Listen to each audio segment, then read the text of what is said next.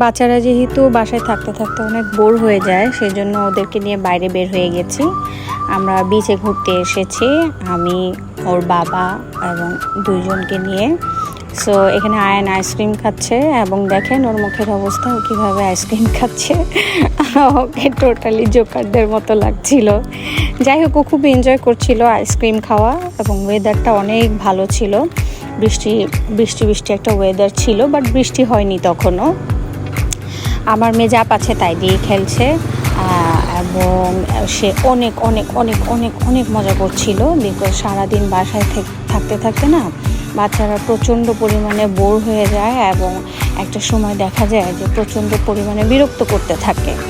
So তাদের জায়গাটা change করার জন্য তাদেরকে নিয়ে ঘুরতে যাওয়া এবং এমন একটা জায়গায় ঘুরতে যাওয়া যেখানে গেলে কিনা ওদের খেলাধুলা করা বা ওদের কোনো একটা কিছু করার স্কোপ থাকে। সো সেটাই চেষ্টা করেছি যে এখানে নিয়ে যাই। ওরা একসাথে বিচ দেখলো, বিচ দেখতে কার না ভালো লাগে, বিচ ভিউ, সমুদ্রের ঢেউ, এসব দেখতে আসলে ছোট বড় লাগে না, সবার অনেক অনেক ভালো লাগে।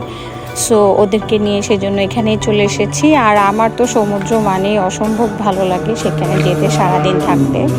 তো আমরা কিছুক্ষণ থাকার পরে প্রায় বৃষ্টি চলে আসে অবস্থা। তো দ্যাট টাইম আমরা অবশ্য চলে গিয়েছিলাম। বাট ওরা অনেক অনেস্টলি অনেক অনেক অনেক ফান করেছে।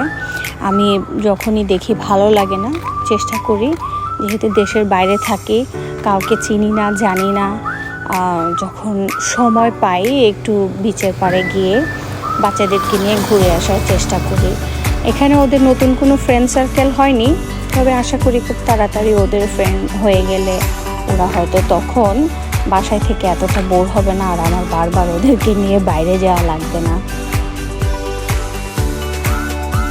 যে বিচটাতে গিয়েছি এই বিচটাতে খুব একটা মানুষজন ছিল না, হয়তো এখানে খুব একটা মানুষজন থাকেও না, বা আমরা যে সময়টাতে গিয়েছি সেটা হয়তো পারফেক্ট টাইম ছিল না। বিকেলবেলা গিয়েছিলাম, যদিও আমরা নিজেরাই বলতে গেলে পুরো বিচটাতে ছিলাম। কখনো কখনো 2-3 জন মানুষ দেখা গেছে। বিচে গেলে অবশ্যই বাচ্চাদের জন্য কিছু খেলনা নিয়ে যেতে পারলে ভালো হয়, এতে ওরা আরও বিভিন্ন ধরনের জিনিস বানানো, সেন্ট দিয়ে এই ধরনের কাজগুলো আসলে করতে পারে।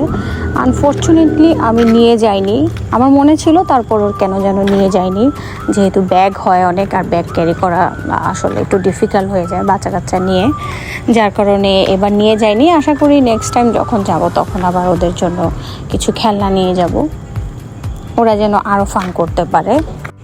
আমাদের ভিডিওগুলোতে লাইক দিয়ে এবং সাবস্ক্রাইব করে আমাদের পাশে থাকবেন। সবাইকে আমাদের ভিডিওগুলো দেখার জন্য ধন্যবাদ। আল্লাহ হাফেজ, বাই বাই।